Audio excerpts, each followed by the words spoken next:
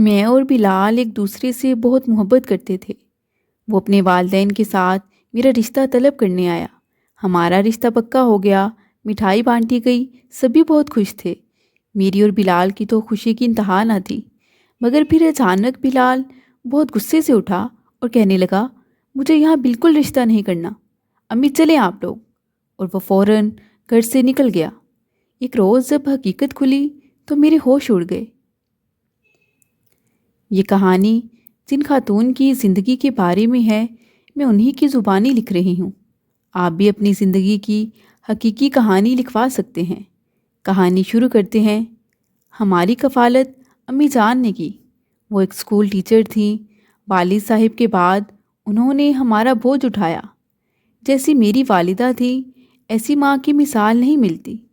بھائی تاجدار مجھ سے 3 برس بڑے تھے۔ وہ نیک، لائق اور محنتی تھے۔ تعلیم مکمل کرنے کے بعد وہ بینک میں آفیسر لگے تو ہمارے بھی دن پھر گئے۔ میں نے BA کر لیا تھا۔ امی مجھے اب اپنے گھر کا کرنا چاہتی تھیں، مگر میں نے کہا پہلے بھائی کی شادی ہونی چاہیے تاکہ میری رخصتی کے بعد والدہ اکیلی نہ رہ جائیں۔ آس پڑوس کی عورتوں نے بھی امی کو یہی صلاح دی، بلکہ ایک محلے دار خاتون نے تو رشتہ بھی ڈھونڈ لیا۔ اصرار کر کے امی کو لڑکی دکھانے لے گئیں کہ چندے آفتاب مندے مہتاب ہے، دوبارہ ایسا رشتہ چراغ لے کر ڈھونڈنے سے بھی نہیں ملے گا۔ میری کہنے پر والدہ لڑکی دیکھنے چلی گئیں۔ پڑوسن نے سچ کہا تھا، واقعی وہ لڑکی چندے آفتاب مندے مہتاب ہی تھی۔ چراغ تو کیا، سورج لے کر بھی ڈھونڈو تو ایسی لڑکی نہیں مل سکتی تھی۔ لڑکی کا نام حسن افروز تھا۔ پہلی نظر میں میری ماں کو بھا گئی۔ یوں جٹ منگنی پٹ بیاہ ہو گیا۔ بھائی کے سہرے کے پھول کیا کھلے، دلہن پا کر وہ ہر وقت گلاب کے پھول کی طرح کھلے کھلے سے رہنے لگے۔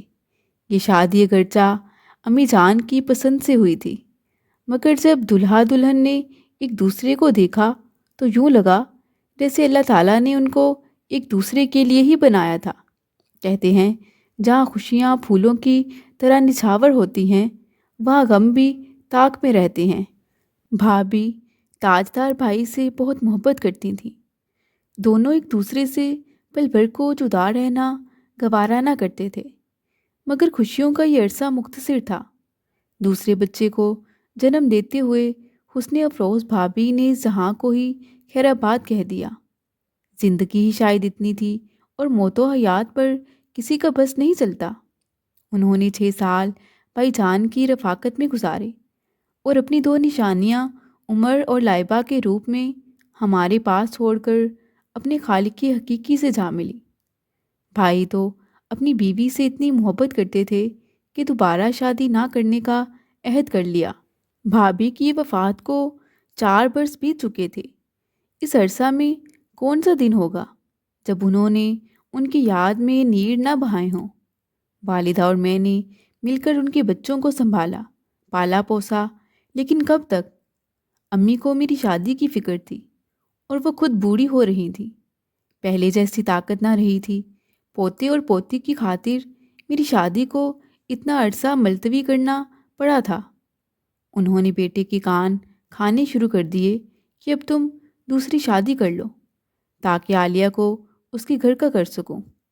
تمہاری بیوی آ جائے گی تو گھر بار کے ساتھ بچوں کو بھی سنبھال لے گی۔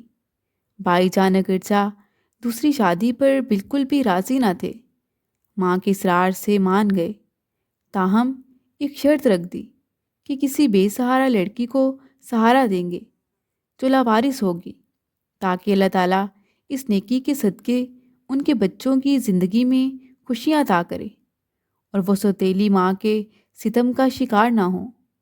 ان کا ارادہ نیک تھا، مگر سوال یہ تھا کہ اب ایسی لاوارث اور بے سہارا لڑکی کہاں سے ڈھونڈی جائے جو ایسی خصوصیات کی مالک بھی ہو کہ ان کے بچوں کو سگی ماں جیسا پیار دے سکے۔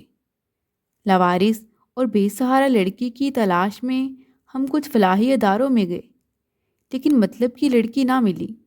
کئی لوگوں سے بھی کہہ رکھا تھا، کہتے ہیں کہ جب ڈھونڈو تب مراد ملتی نہیں، لیکن اکثر بن مانگے مل جاتی ہے۔ تلاش میں 2 سال اور نکل گئے۔ میرے سر میں چاندی کے بال چمکنے لگے تو اماں گھبرا گھبرا کر ہر ایک سے کہنے لگی، لڑکی کی عمر نکلی جاتی ہے مگر میرے بیٹے کو ہوش نہیں، خدا اسے ہوش کے ناخن دے۔ بہن بوڑھی ہو چلی ہے اور یہ ابھی تک اس سے اپنے بچے پلوا رہا ہے۔ عمر اب 13 سال کا ہو چکا تھا اور لائبہ میٹرک میں تھی۔ بھائی بھی عمر رسیدہ دکھائی دینے لگے تھے۔ یار دوستوں نے سمجھایا، میاں کس چکر میں پڑ گئے ہو، کسی شریف گھرانے سے رشتہ تلاش کر لو جو ضرورت مند ہوں۔ غریب اور یتیم بچیاں محض دولت نہ ہونے کے باعث غیر شادی شدہ رہ جاتی ہیں۔ کسی غریب گھر کی لڑکی کو بغیر جہیز بیاہ لانا بھی تو نیکی ہی ہوگی۔ انہی دنوں بھائی کے ایک بچپن کے دوست دبئی سے تشریف لائے۔ وہ بہت پیسہ کما کر لائے تھے۔ ایک روز ملنے آئے۔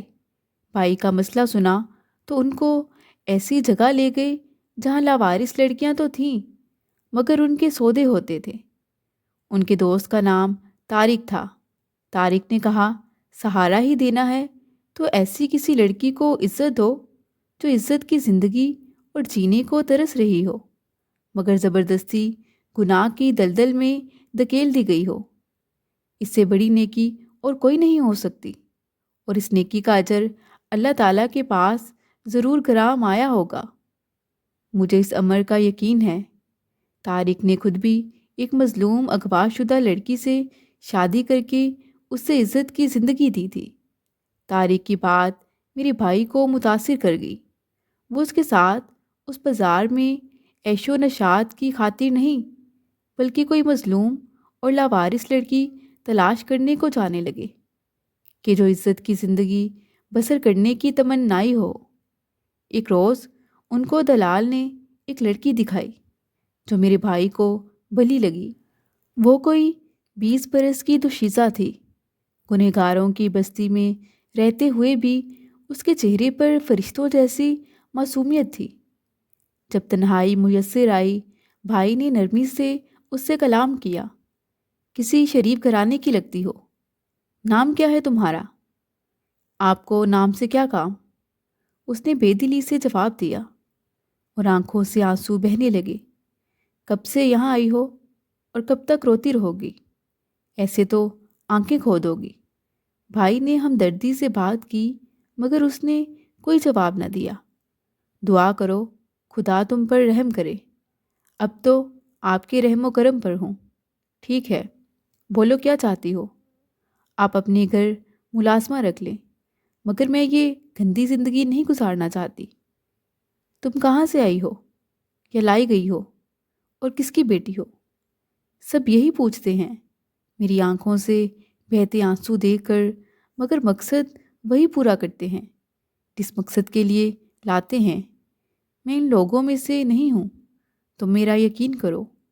آرام سے بیٹھو اور بھروسے سے بات کرو، میں تمہارے بھروسے کو ٹھیس نہیں پہنچاؤں گا۔ تم سے قبل بھی اس کانے دلال نے مجھے 3 لڑکیاں دکھائیں، بہت خوبصورت بھی تھیں مگر مجھے پسند نہیں آئیں، جبکہ تم مجھے پہلی نظر میں ہی اچھی لگی ہو۔ آپ کی مہربانی ہے۔ اب آپ مجھ سے کیا چاہتے ہیں؟ تمہارے حالات جاننا چاہتا ہوں اور تمہارا نام۔ حالات میں نہ بتاؤں گی۔ نام انہوں نے نوشین رکھا ہے لیکن میرا نام طیبہ ہے۔ طیبہ ہی پیارا نام ہے جو تم پر جچتا ہے۔ حالات نہیں بتاؤ گی تو مسئلہ حل نہیں ہوگا۔ یہاں اسی گھر سے آیا ہوں، کسی مظلوم لڑکی کا ہاتھ تھامنا چاہتا ہوں، اس کو عزت دار زندگی دینا چاہتا ہوں۔ کیوں؟ کیا کسی عزت دار گھرانے سے لڑکی نہیں ملتی؟ ملی تھی مگر موت نے اس کو مجھ سے چھین لیا۔ یہ ایسا گاؤں ہے جو بڑھتا ہی نہیں۔ اب میرے پاس اس کی امانت 2 بچے ہیں جن کو ماں کی ضرورت ہے۔ میری اپنی ماں بوڑھی ہے اور وہ اب ان کی ذمہ داریاں نہیں نبھا سکتی۔ اس نے بہت غور سے بھائی کی بات سنی، پھر تعصب سے بولی، اب کیا ہو سکتا ہے؟ وہ سب کچھ ہو سکتا ہے جس کی تمنا ایک عورت کو ہوتی ہے۔ اگر تم چاہو تو میں تم سے نکاح کر لوں گا اور تمہاری قیمت ادا کر کے تمہیں یہاں سے لے جاؤں گا۔ آپ کے گھر والے کیسے برداشت کریں گے مجھ کو؟ یہ شادی میں اپنی والدہ کی اجازت سے ہی کروں گا۔ اگر تم کو شرافت کی زندگی قبول ہے تو میں ان لوگوں سے بات کرتا ہوں۔ بھائی کی بات سن کر لڑکی کو اپنے کانوں پر یقین نہ آیا اور وہ خوشی سے رونے لگی۔ تبھی بھائی نے درمیان والے آدمی سے رابطہ کیا۔ وہ تھوڑی دیر میں آ گیا اور سوال کیا، کیوں باؤجی، کیا ہوا؟ معلوم تھا کہ یہ چھوکری ضرور بہن کرے گی، ماتم کا ماحول بنا دیتی ہے اور گاہک کا دل خراب ہو جاتا ہے۔ ایسی بات نہیں ہے منع میاں، لڑکی نے ماحول خراب نہیں کیا ہے، بلکہ اس نے ماحول بنایا ہے اور یہ ہمارے مطلب کی ہے۔ اب تم بتاؤ کہ اگر ہم اس کو خرید کر نکاح کرنا چاہیں تو کتنی رقم ادا کرنا پڑے گی؟ یہ میں بھائی جی سے پوچھ کر ہی بتا سکتا ہوں، کانے دلال نے جواب دیا۔ تو ابھی جا کر پوچھو اور آ کر بتاؤ۔ وہ ترنت چلا گیا اور 1 گھنٹہ کے بعد لوٹ آیا، ساتھ ایک ادھیڑ عمر عورت بھی تھی، ٹھسے دار۔ ظاہر ہے یہی بھائی جی تھی۔ بھائی جی، آپ کو منع میاں نے ہمارا مدعا بیان کر دیا ہوگا، آپ کیا کہتی ہیں؟ ہم تو صاحب اس چھوکری سے پہلے دن سے تنگ ہیں، ناک میں دم کر دیا ہے اس نے ہمارا۔ ہم خود چاہتے تھے کہ کسی طرح اس کو کوئی خرید کر ہی لے جائے تاکہ ہمارے وہ دام تو وصول ہو جائیں جو ہم نے اس پر ضائع کر دیے ہیں۔ ہم نے اس کو 3 لاکھ میں خریدا تھا۔ اچھا تو بھائی، اب کام کی بات کرو، کتنے روپے لوگی؟ 5 لاکھ میں، مگر نکاح بھی میرے سامنے ہوگا۔ ہم نہیں چاہتے آگے کوئی اور اس سے زبردستی دھندا کرائے، کیونکہ جب ہم کسی لڑکی کو خرید لاتے ہیں تو وہ ہماری اولاد کی طرح ہو جاتی ہے، اچھی نکلے یا بری، کما کر دے یا لگایا ہوا روپیہ غارت ہو جائے، وہ ہماری بیٹی بن جاتی ہے، اور خراب اولاد کو بھی کوئی کنویں میں نہیں دھکیلتا۔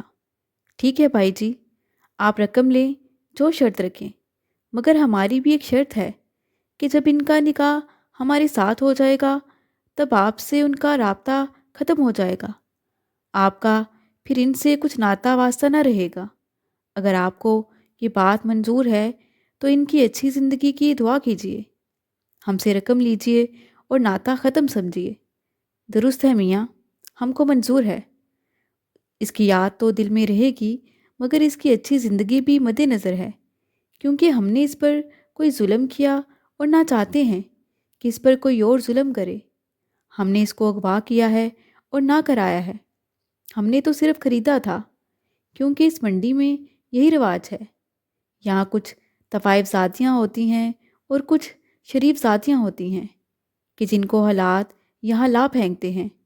ہم ان پھولوں کو سنبھالتے ہیں، ان کی آبیاری کرتے ہیں، ان کی ناز برداریاں کرتے ہیں، اور انہیں تکلیف میں دیکھ کر خود ہمارا اپنا دل بھی اداس ہو جاتا ہے۔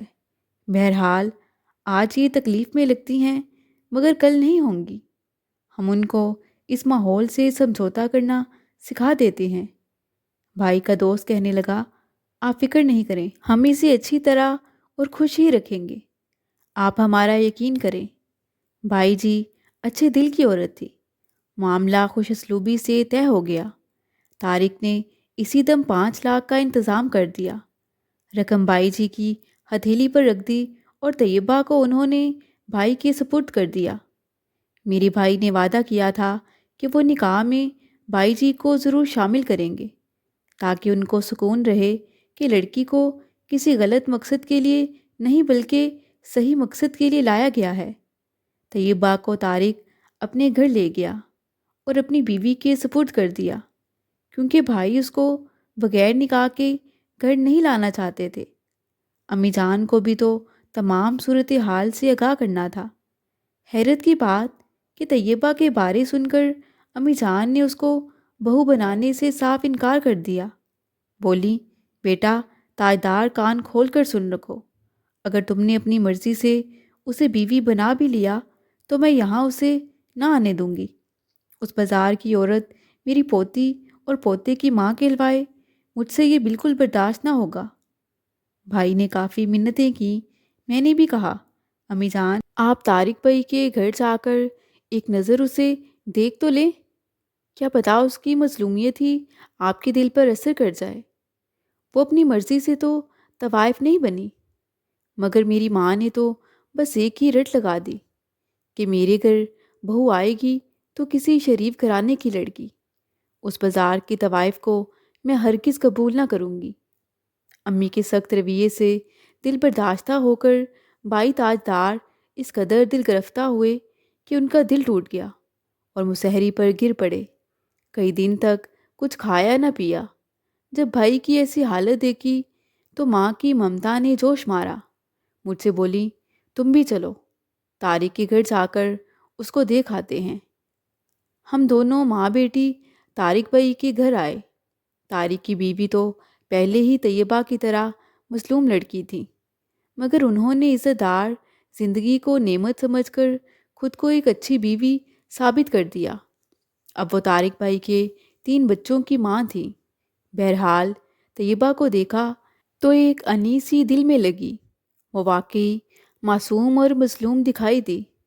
والدہ نے کچھ سوچا اور پھر گھر آ کر تاجدار بھائی سے کہا، مجھے تمہارا فیصلہ منظور ہے، مگر اس لڑکی کا ہمیشہ ساتھ دینا ہوگا، کیونکہ لوگ کبھی نہ کبھی باتیں ضرور کریں گے، تب سب باتوں کو برداشت کرنا ہوگا۔ اس بیچاری کو دوبارہ ماضی میں نہ دھکیل دینا۔ بھائی کہنے لگے، امی جان میں آپ سے وعدہ کرتا ہوں، لوگ جو بھی کہیں میں طیبہ کا زندگی بھر ساتھ نبھاؤں گا۔ طیبہ کو میں نے اور بیگم طارق نے دلہن بنایا اور نکاح بھی ان کے گھر پر ہی ہوا۔ طارق بھائی نے سارا انتظام کیا تھا۔ بھائی کے دونوں بچے امی کے پاس تھے۔ نکاح کے بعد 2 روز تاجدار بھائی نے اپنی منکوحہ طیبہ کے ساتھ طارق بھائی کے گھر گزارے، جہاں اوپر کی منزل پر انہیں کمرہ سجا دیا گیا تھا۔ تیسرے روز بھائی اور طیبہ بھابھی سادہ کپڑوں میں گھر آئے تو امی نے عمر اور لائبہ سے ان کی نئی ماں کا تعارف کرایا۔ طیبہ ہماری سوچ سے بڑھ کر اچھی ثابت ہوئی۔ وہ سگڑ اور ہمدرد دل رکھتی تھی۔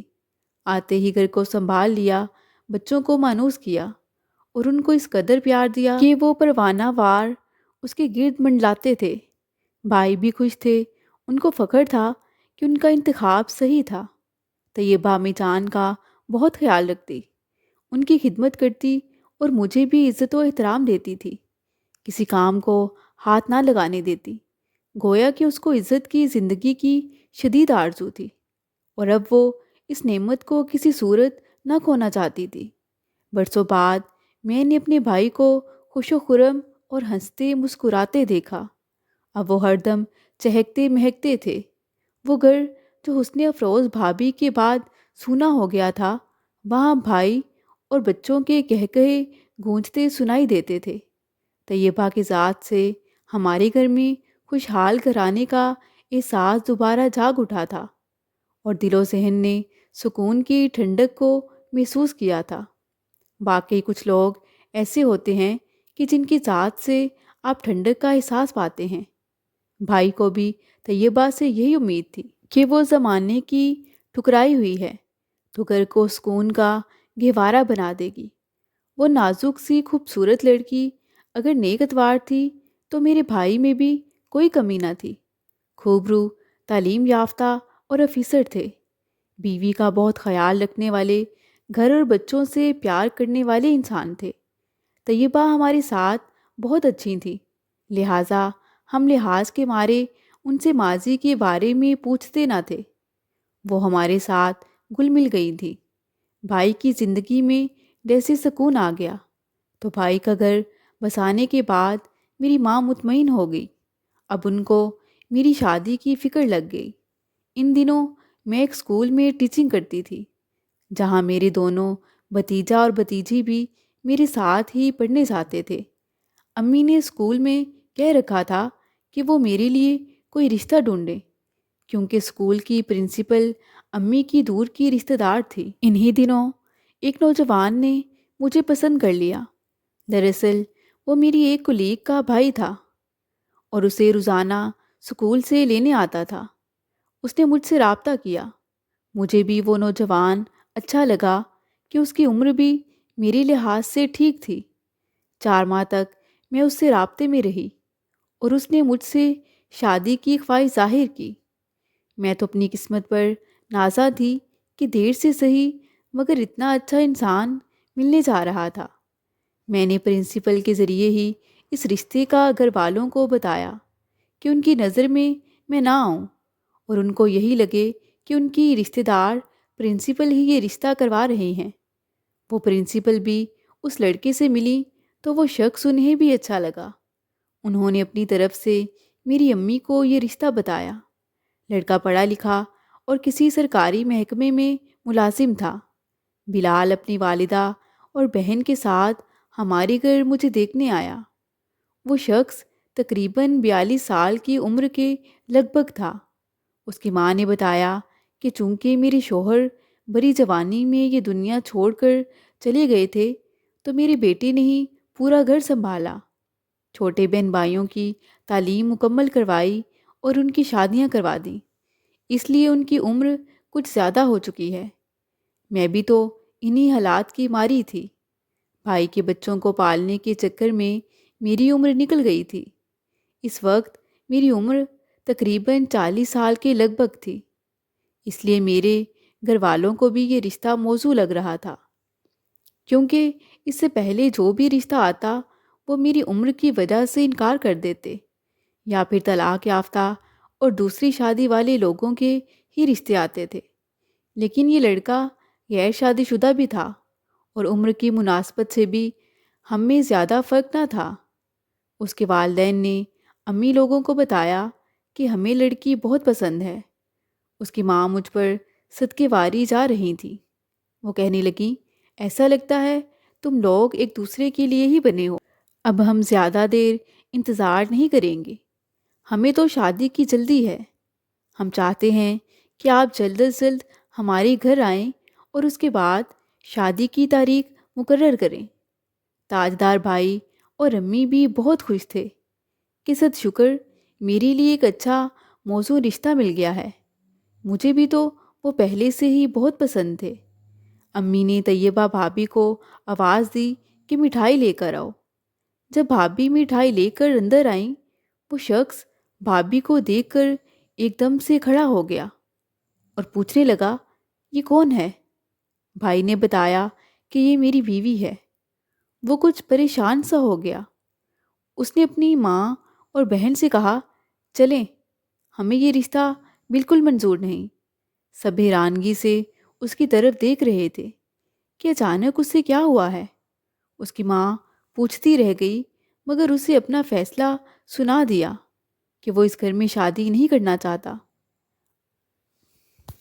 امی نے پوچھنے کی کوشش کی لیکن اس کی ماں اور بہن بھی حیرانگی سے اپنے بیٹے کو دیکھ رہی تھی، مگر اس نے کسی کی نہ سنی اور غصے سے گھر سے باہر نکل گیا۔ اس کی ماں اور بہن بھی اس کے پیچھے پیچھے ساتھ چلی گئیں۔ میں سکتے کی حالت میں بیٹھی رہ گئی۔ سمجھ نہیں آ رہا تھا کہ اچانک کیا ہوا ہے آخر۔ میں نے اس سے بہت رابطہ کرنے کی کوشش کی کہ آخر وجہ تو جانوں۔ اگر اسے مجھ سے شادی نہیں کرنی تھی تو یہ ڈرامہ بھی نہ کرتا۔ یہ بات تو سب سمجھ چکے تھے کہ اچانک بھابھی کو دیکھ کر ہی وہ اٹھ کھڑے ہوئے تھے اور پھر ہمارے گھر سے چلے گئے۔ لیکن ابھی کسی میں بھی ان سے کچھ پوچھنے کی ہمت نہ تھی۔ اگلے دن جب امی نے بھابھی سے پوچھا تو انہوں نے اپنے بارے میں بتایا۔ جو کچھ انہوں نے بتایا انہی کی زبانی سنیے۔ ایک روز امی صحن میں جھاڑو لگا رہی تھی کہ ان کو بچھو نے ڈس لیا۔ یہ کالے رنگ کا بڑا سا بچھو تھا۔ فوراً زہر چڑھ گیا۔ شدید تکلیف کے عالم میں ان کو ڈاکٹر کے پاس لے گئے، لیکن افاقہ نہ ہوا اور بخار کے عالم میں ان کی وفات ہو گئی۔ امی کی وفات کے وقت باجی 18 برس کی اور میں 15 سال کی تھی۔ امی کی جدائی نے ہمارے گھر کی خوشیوں اور سکون کو متاثر کر دیا۔ لوگوں نے والد کو مشورہ دیا کہ جلدی سے دوسری شادی کر لو، کیونکہ گھر میں جوان بچیاں ہیں۔ ان کا ماں کے بغیر اکیلے رہنا ٹھیک نہیں۔ والد کی شادی پھوپھی نے اپنے سسرال میں ایک دور کی عزیزہ سے کرا دی۔ یہ عورت طلاق یافتہ تھی۔ ایک بیٹی اور ایک بیٹا پہلے خاوند سے تھا جن کو وہ ہمراہ لے آئی۔ وہ خود اتنی بری نہ تھی، مگر اس کے دونوں بچے شیطان صفت تھے۔ انہوں نے ہم بہنوں کا جینا دوپہر کر دیا۔ ابو سے بھی شکایت نہ کر سکتے تھے کہ وہ سوتیلی ماں کے گن گانے لگے تھے۔ پھپھو اکثر ہمارے گھر آتی تھی۔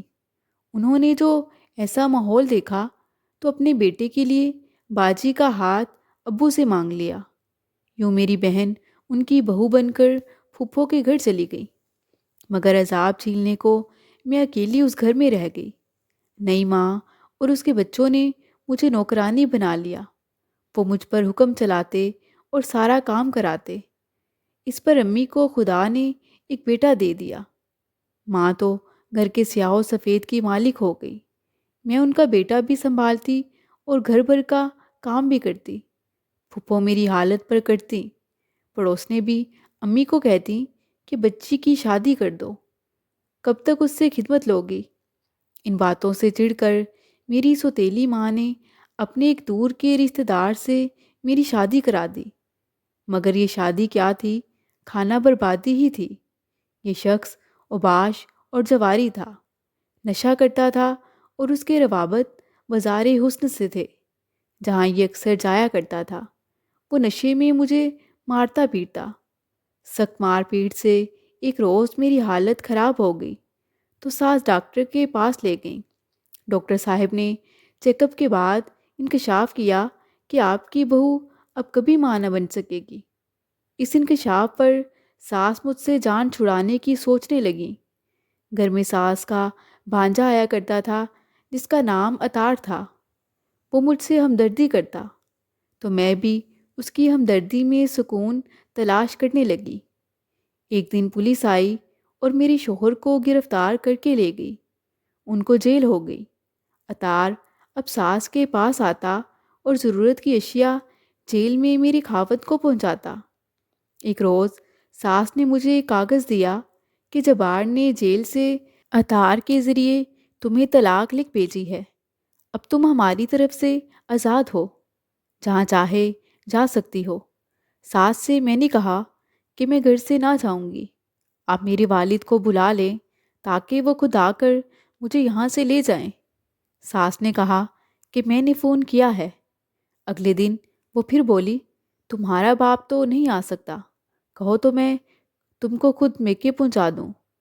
میں نے کہا ٹھیک ہے، جیسی آپ کی مرضی۔ میرا دل دکھ سے پھٹا جاتا تھا۔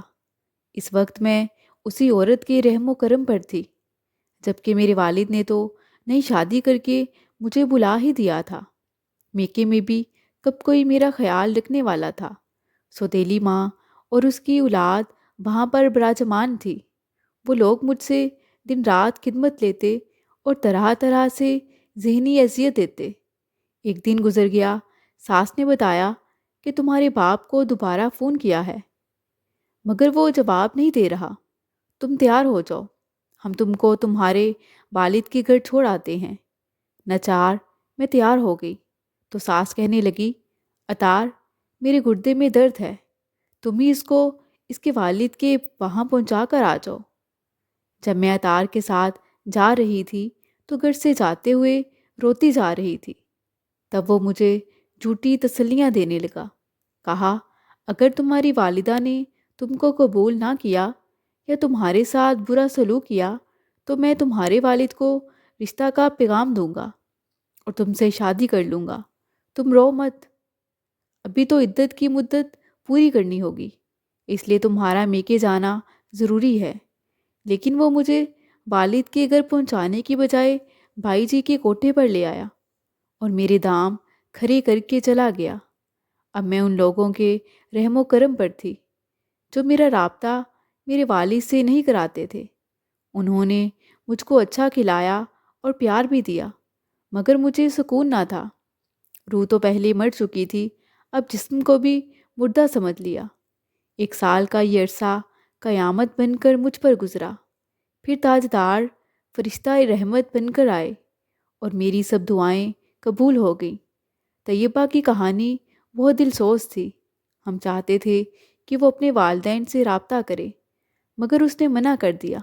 کہا کہ مجھے ایسے ماں باپ کی ضرورت نہیں ہے جن کی بے حسی نے مجھے کنویں میں گرا دیا۔ اب مجھے منزل مل گئی ہے اور ابھی میں اسی چار دیواری میں رہ کر مروں گی۔ تاجدار بھائی طیبہ بھابھی کا بہت خیال رکھتے تھے اور وہ بچوں کے ساتھ خوش تھیں۔ خود ماں نہیں بن سکتی تھیں، اس بات کا ضرور ان کے دل کو احساس ہوتا۔ انہوں نے یہ بھی بتایا کہ بلال نامی شخص اکثر اس برائی کی جگہ پر آتا جاتا رہتا۔ میں نے اس کو کئی بار وہاں دیکھا ہے۔ وہ وہاں لڑکیاں سپلائی کرنے کا کام بھی کرتا ہے، اکثر کچھ لوگوں کے ساتھ آتا اور کبھی اکیلا بھی۔ وہ انتہائی گھٹیا اور درندہ صفت انسان ہے۔ ایک دن اس نے مجھ سے کہا تھا کہ وہ مجھے اپنے ساتھ کہیں لے جانا چاہتا ہے، مگر میں نے انکار کر دیا کیونکہ اسے مجھے کہیں جانے کی اجازت مل جاتی۔ میری انکار پر وہ کہنے لگا کہ میں تمہاری منہ مانگی قیمت ادا کروں گا اور تم سے نکاح بھی کروں گا، مگر میں راضی نہ ہوئی کیونکہ اس شخص کے ساتھ جانا ایک دلدل سے نکل کر دوسری دلدل میں جانے کے مترادف تھا۔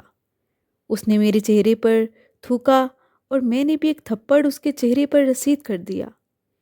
یہ کہتے ہی بھابھی پھوٹ پھوٹ کر رونے لگی۔ ماں نے اسے چپ کرایا۔ اب میری ماں میرے لیے شدید پریشان تھی۔ سوچنے لگی کہ پتہ نہیں اب میری بیٹی کی شادی ہوگی بھی کہ نہیں، لیکن میں نے ان کو سمجھایا کہ ماں آپ اس انداز سے سوچو کہ بھابھی کی وجہ سے آج میں ایک اوباش انسان سے بچ گئی ہوں۔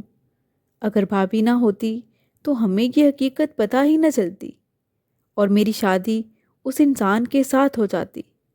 بعد میں جب حقیقت پتہ چلتی پھر پچھتانے کے سوا کچھ نہ بچتا۔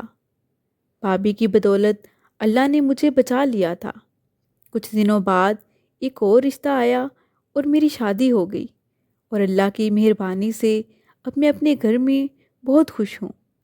بھابھی نے ہمیشہ ہم سب کا بہت خیال رکھا، امی کی خدمت کی۔ میری شادی کے چند سال بعد ہی امی کا انتقال ہو گیا۔ بھائی اپنی نوکری کی وجہ سے دبئی چلے گئے اور اگلے سال اپنے ساتھ بچوں اور بھابھی کو بھی لے گئے۔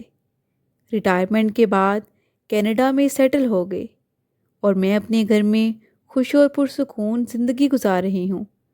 بھابھی نے میرے بھائی کے گھر کو جنت بنا دیا۔ وہ مجھے بھی فون کرتی رہتی ہیں اور مجھ سے گھنٹوں بات کرتی ہیں، اور آج بھی میں اور بھائی اللہ کا شکر ادا کرتے ہیں کہ اس نے ایسے گنوں والی لڑکی سے ہمیں ملوا دیا۔ مزید دلچسپ سچی کہانیوں کے لیے چینل کو سبسکرائب کریں۔